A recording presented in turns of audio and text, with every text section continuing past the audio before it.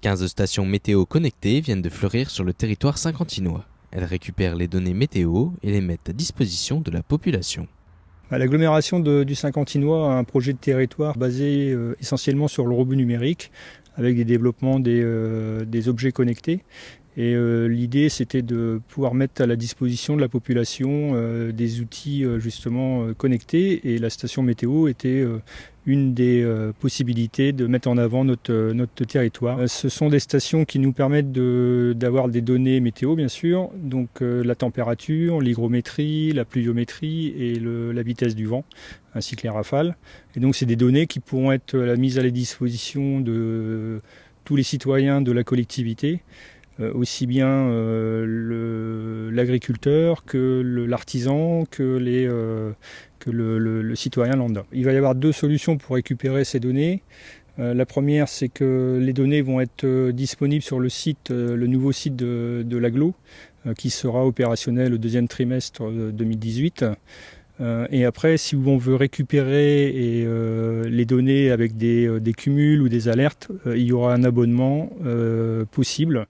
Comptez une centaine d'euros à l'année pour pouvoir accéder à l'ensemble des données sur une application dédiée. Vous avez donc toutes les données de pluviométrie, de température, d'hygrométrie et de vitesse de vent ou rafale qui sont accessibles. Vous pouvez aussi aller rechercher des données qui ont été mesurées dans le passé et avec des tableaux récapitulatifs pour essayer de comprendre si vous avez des problématiques ou des aléas climatiques. Vous pouvez aussi, en allant sur le site, avoir des systèmes d'alerte, c'est-à-dire que vous pouvez demander par exemple d'avoir une alerte en dessous de 0 degré, et à ce moment-là vous pouvez recevoir soit un mail, soit un SMS, selon la volonté des gens, et qui vous dira, à partir de telle heure, on est passé en dessous de 0. Vous pouvez aussi faire des cumuls. Vous pouvez aller rechercher, par exemple, à partir d'une certaine date, la somme de la pluviométrie ou la somme des températures.